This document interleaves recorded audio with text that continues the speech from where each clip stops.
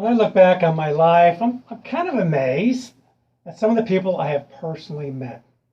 While in seminary, I shook the hand of Cyrus Gordon, a legendary archaeologist, kind of like the Indiana Jones of his day, who was part of the Dead Sea Scrolls discovery, and he also served in World War II with the Allies as a code breaker.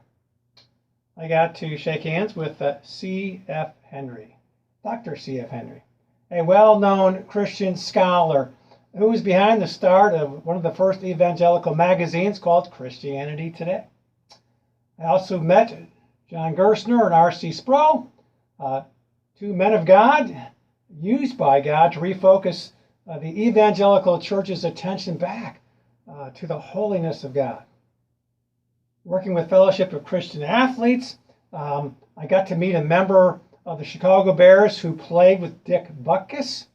I also got to meet a member of the 1985 Chicago Bears Super Bowl team. I've had the privilege as a track coach of working with an Olympic coach who was considered one of the 3 top hurdle coaches in the entire world. They weren't movie stars, but they were pretty famous people. Yet, to be honest with you, I barely knew them. I can't tell you a lot about them. I can't tell you, what kind of neighbor they were like, or what kind of coworker they were, what kind of friend they were. I mean, I knew of them, but I didn't really know them. Is that not how we sometimes feel with God? We know a lot about him, but how well do we really know him? Thousands of years ago, a man by the name of Moses felt the same frustration. The problem for him, though, was he was expected to lead Israel to the promised land. Moses may not have known God as well as he should have, but he knew the people he was leading. He understood the challenges they would face. So before going any further, he says, God, time out. I need to know not just about you, I need to know you. Moses received a positive answer to his request, and that made all the difference in the world. So what are we to do when we realize we know a lot about God, but we don't know him that well? The good news for us is God has already answered our prayer. When did he send us this answer? We got it that first Christmas. So let's go back to Moses' situation and then to the first Christmas in order to get God's answer to our desire to not only know about him, but to know him personally and better. To do this, turn with me now to Exodus chapter 33. We'll be reading verses 15 through 23, and then the first chapter of John, verses 14 through 18. Beginning in Exodus 33, verse 15. Then Moses said to him, if your presence does not go with us, do not send us up from here. How will anyone know that you are pleased with me and with your people unless you go with us? What else will distinguish me and your people from all the other people on the face of the earth? And the Lord said to Moses, I will do the very thing you have asked, because I am pleased with you, and I know you by name. Then Moses said, now, show me your glory. And the Lord said, I will cause all my goodness to pass in front of you, and I will proclaim my name, the Lord, in your presence. I will have mercy on whom I will have mercy, and I will have compassion on whom I will have compassion. But he said, you cannot see my face, for no one can see my face and live. And the Lord said, there is a place near me where you may stand on a rock. When my glory passes by, I will put you in a cleft in the rock and will cover you with my hand until I have passed by. Then I will remove my hand and you will see my back. My face you must not see. Then we go to John chapter 1, beginning in verse 14. The Word became flesh and made his dwelling among us. We have seen his glory, the glory of the one and only who came from the Father, full of grace and truth. John testifies concerning him. He cries out, saying, "This was he of whom I said, he who comes after me has surpassed me, because he was before me." From the fullness of his grace, we have all received one blessing after another. The law was given through Moses. Grace and truth came through Jesus Christ. No one has ever seen God, but God, the one and only, who is at the Father's side, has made him known. The Word of God. When we meet Moses in chapter 33, much has already happened. Moses and Pharaoh had their showdown. They had passed through the Red Sea. They were ready to go on to the Promised Land. And Moses had spent enough time already leading Israel to recognize the task was going to be darn near impossible, as he would have to deal with innumerable problems and dangers, and he did not want to have to face them alone. Thus, Moses wants to be certain that God is going to go with them. His need for God to be with him was so great, he told God, "God, we're not leaving here unless you promise to go with us." Moses also wanted to know more about God so he could know what things he and his people could do that would put a smile on God's face that would make them distinctive. God was delighted at this request and promised to be with him and to be with Israel. But even with this assurance, Moses is not yet satisfied. Because, "God, I know you know my name, but I want to see your glory." In making this request, Moses was not wanting to know how tall God is or what color hair he has. That would be silly, since God is spirit, possesses no body. Rather than asking to see the glory of God, what Moses wanted to discover was, who was God on the inside? What kind of character does God possess? What does he really love? What does he hate? What's him being with us to mean? God's answer to Moses, again, was to place Moses in that cleft of the rock, to pass in front of Moses, but only allow Moses a behind-the-back view of his glory. That was as close as Moses could get and live, because to meet God in all his glory face to face. If you're a sinner, well, that means death. But notice, right before God does this, he says something about himself to Moses. "I will have mercy on whom I will have mercy, and I will have compassion on whom I will have compassion." Interesting, is it not? The only words that God shares with Moses about himself concern his mercy and grace for people like you and me. Now, dealing with the people that Moses was leading, knowing what sinners they were, that was exactly what Moses needed to hear. He understood that the only way they were all going to get to the Promised Land would be to God's mercy and God's grace. Unlike Moses, the Apostle John didn't need directions to the Promised Land. He already lived there, but he lived there at a different time. Israel was no longer free. They hadn't been for decades. Assyria, Babylon, Greece, and now Rome, they had all ruled over Israel. Almost every Jew dreamed of what it must have been like to have lived in the days of David and Solomon, and to be free and not afraid, and to enjoy the good life and the blessings of God. And this is why most of the nation was at this time praying for God to send the Messiah. But after so many years of suffering under the rule of pagans, they had a lot of questions about God. They knew his rules. They'd been told a lot about him, but few really knew him. Yeah, they knew of him, they knew about him, but they really didn't know him. How would God act? What would he say if he was with them as they went through their typical day? What did he think of them? What did he think of them? And how do you get to know a God who is holy, holy, holy when you're a sinner? God's answer to this prayer was more impressive than his answer to Moses' request, as God opened up to his people as he never had before. He truly reveals himself. And the time he did this, we call Christmas. Listen to how John describes Christmas from the vantage point of heaven. The Word became flesh and made his dwelling among us. We have seen his glory, the glory of the one and only, who came from the Father, full of grace and truth.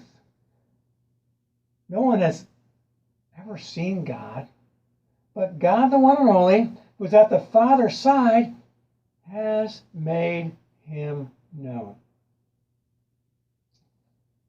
When John first met Jesus, he recognized there was something special about him.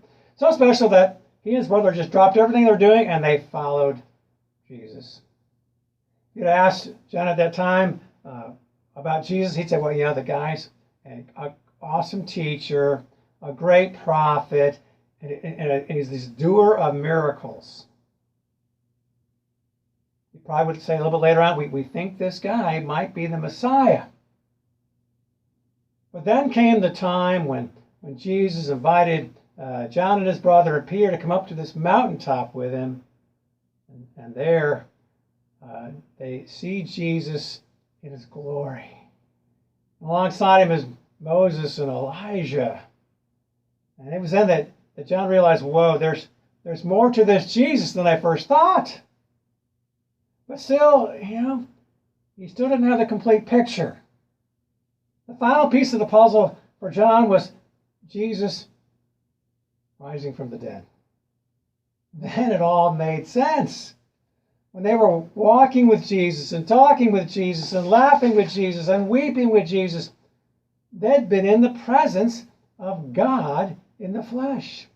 To know Jesus was to know exactly what God would do and think and say if he was living amongst us, because Jesus was Emmanuel, God with us. One big reason why Jesus had come was to give everyone that up close and personal look at how God would live amongst us. When Jesus' heavenly glory was revealed on that mountaintop, kind of blinding to the eyes.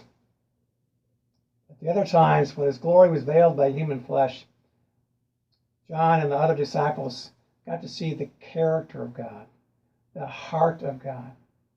They got to know God. Everyone had wanted a glimpse of God, but our sin had made that impossible to do. Thank God his answer to this question was taking a trip to earth in the flesh. And through his Son, sinners like you and me are allowed to not only know about God, but to know God. To see Jesus is to see the truth about God. But it's also to see the greatest act of grace ever revealed. In other words, if you asked John what God was like, he'd talk your ear off telling you about Jesus. What he did, what he said, what he loved, what made him laugh, what made him cry, what made him happy, what made him sad, what made him angry. Because the Word became flesh at Christmas, we can grasp what it means not only to know about God, but to know God. Do we get it? If so, let's take a look at how we're to apply what we've learned and have been reminded of. When you're leading 1.5 million sinners throughout the wilderness, well, that's not an easy task. It was not something Moses wanted to do on his own. The only reason he took the job is because God wouldn't take no for an answer. Because of the degree of difficulty involved, Moses recognized how badly he needed to know God if he was going to survive, if he was going to fulfill his God-given purpose. Thus, he was driven to know God, not just know about God. One of the differences between Moses and us is that we assume we can handle our life without a whole lot of help from God. We're good at our job. We have friends we can count on. We have a family who loves us. Thus, we feel we can go into every day kind of on automatic pilot. And as we go through the day, we think, well, I'll get to where I need to go, and I'll do what I need to do. We lack a passion for knowing God because we feel we don't have to know Him all that well in order to live life to the full. We could not be more wrong, but normally we fail to notice our error unless something unexpected happens that throws everything off. We lose our job or we get demoted. A friend turns on us. Our family falls apart or a serious illness hits us or a family member. Only then do we realize how little we know God and how much we need to know Him better. Is that what's going to have to happen to us for us to gain a passion to know God? I mean, why do we keep the one who loves us so much? He died for us. Why do we keep Him at arm's length? He has opened up to us. He desires us to know what's on His heart. Maybe it's time we tell God we're not taking another step until we know Him better. There's no better time than the present to turn to Jesus to find out what our God is like, what He feels, and what He wants from us. Remember, no one has ever seen God, but God, the one and only, who is at the Father's side, has made Him known to us. If we have not already made this commitment, let's do so today. Please give us a passion for knowing You through Jesus. If Moses knew anything about the people he was leading, it was that they were sinners who didn't like to follow instructions and who didn't like to follow leaders. They were rebellious by nature, kind of like us. What kept Moses going was knowing his God was gracious and merciful. Moses depended on this fact, realizing when Israel messed up as they would, instead of giving up on them, God, out of His mercy and grace, would forgive them, discipline them, and continue to work in and through them. Moses was so impressed by God's grace and mercy that he goes, you know what, I want to try that. So he tried to be gracious and merciful to those he led. Now, God did give Moses several opportunities to say, do over. Moses, I'll give you some other people, better people than these guys. But Moses would remind God of His grace and mercy. How do we respond to those who disappoint us, or backstab us, or hurt us? Do we give up on them? Condemn them? Push them far away? Or do we show how well we know the heart of God, and instead we extend mercy and grace to them? Do we give them the forgiveness that they don't deserve? Do we give them another opportunity or chance that they don't deserve? Do we refuse to hold their past against them? Do we bless them instead of trying to get even with them? To know God and to not just know about God means we see the grace and mercy that runs deep through the heart of God that has touched our life, and we seek to pass on this same grace and mercy to others. How well do we know God? Twice in 4 verses, John mentions the words grace and truth when it comes to what Jesus reveals to us about the heart of God. If we say we know God, how close to our heart is God's grace and truth? In John 1:16, the passage you read, we read this: from the fullness of His grace, we have all received one blessing after another. If someone hung around us for an entire day. And they listened to our words, they observed our actions, and noted our attitudes, would they say that we are someone who truly grasps how blessed we are due to God's grace toward us? Are we continually amazed at all the goodness that God throws our way? Why is it hard at times for us to live and feel as if we've received one blessing after another? I don't think it has to do much with our income or our status. Hey, John wasn't a wealthy man, nor did he possess any status that the world would value, but he knew he was blessed. Here's the thing. We cannot know and appreciate all the blessings that flow from the fullness of God's grace until we not only know about God, but we know him. Think about this. What if you went on vacation for a week, and when you came back, lo and behold, there are squatters in your home, and they have messed up every room. They have done thousands of dollars worth of damage, and they claim the home is now theirs because you abandoned it. What would you do? My guess, you would call the authorities. And you say, arrest these people, evict them, and make sure they pay me the damages for all the stuff that they did. Do we know God? Then we know he's the creator of all that is, and that his creation was good. It's to know that he is holy and righteous. He only does, again, what's right.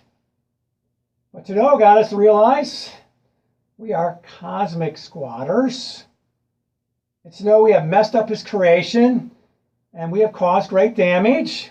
It's to realize what we deserve from our good God. And it's to realize every day we live is a blessed day because it's not what we deserve.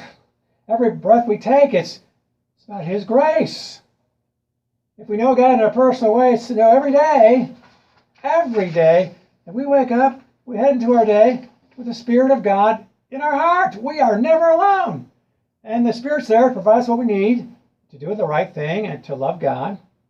He has even given us the Word of God to help us to know God better. Every day he provides us a purpose in life. Every day he hears and answers our prayer. Every day he works all things together for our good.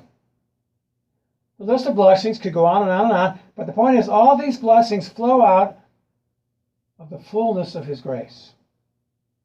We don't deserve even one of these gifts. Rather, they all stem from his love for us. So why are we not the most thankful people around? Why do we complain so much about life? Why do we think we deserve better? Why do we get mad at God for not treating us better? Why is our worship so weak? To know God is to recognize the many, many, many blessings we have received from the fullness of his grace. To know God is also to value truth. Remember how Jesus described himself in John 14:6? I am the way and the truth and the life. Jesus is truth in the flesh because God is truth. Thus, to know God, to know Jesus, is to know truth. And it's to love truth. Do we love truth? If we say we do, why is it that we spend so little time in God's Word, since God's Word is truth? Do we love the one who is truth when the truth doesn't make us look good, or when we'd rather be living out a lie? In a world that likes to act as if truth is whatever you make it to be, or as if no one can know the truth, or if truth is whatever the majority say it is, do we live out the truth? Because we know the truth. Because we have met the truth. Do we realize that truth needs to be lived out? That truth is good for us. It's good for those who are around us. And to follow any other version of so-called truth is to fall for a lie of Satan.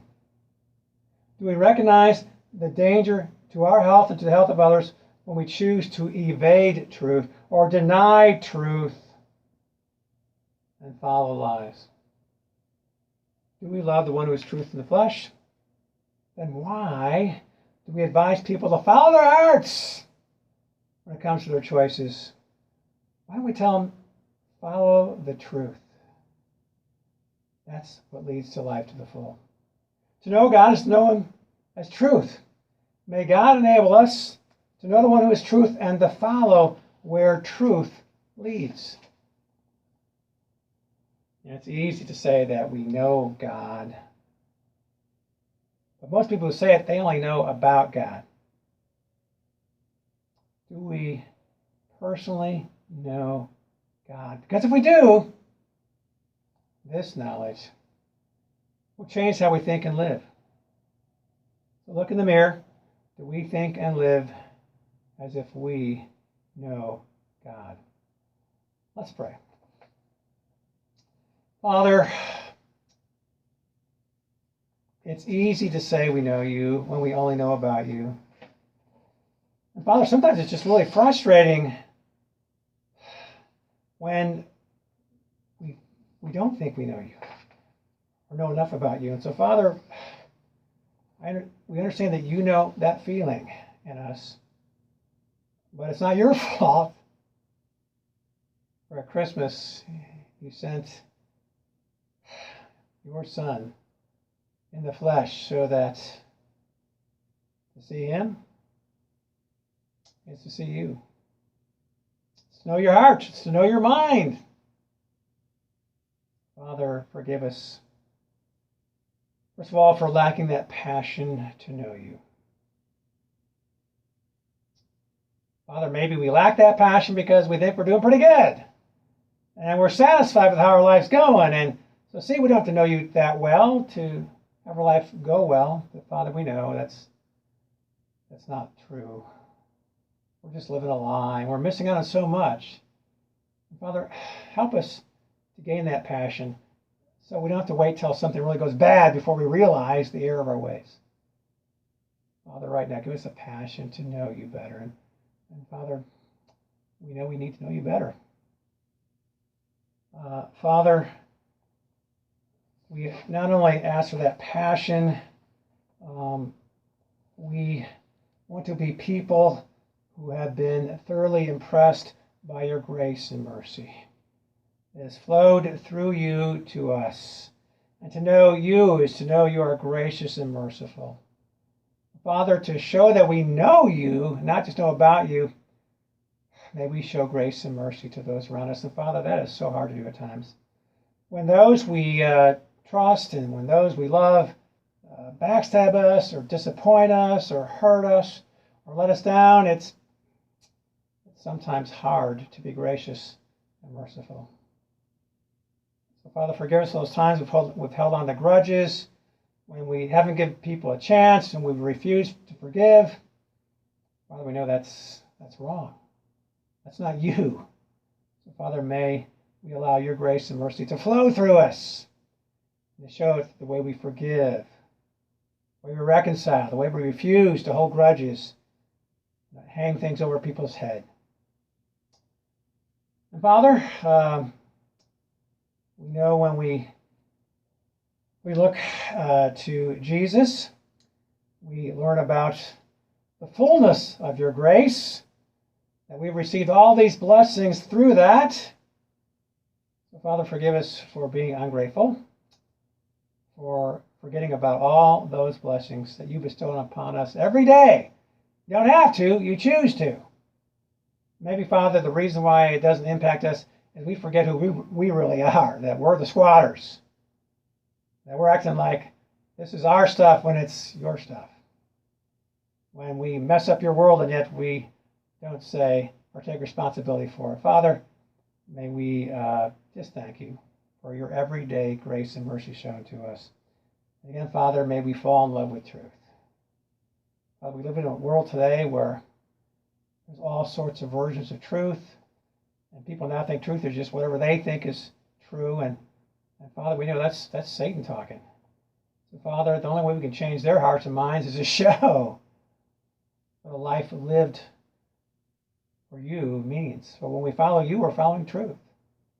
And Father, to follow truth is to follow the very best for life. So, Father, may we be people known as people of the truth and people who live out the truth. Again, it's so easy to say we know you, but Father, may our life show we do know you. We ask these things in Jesus' name. Amen.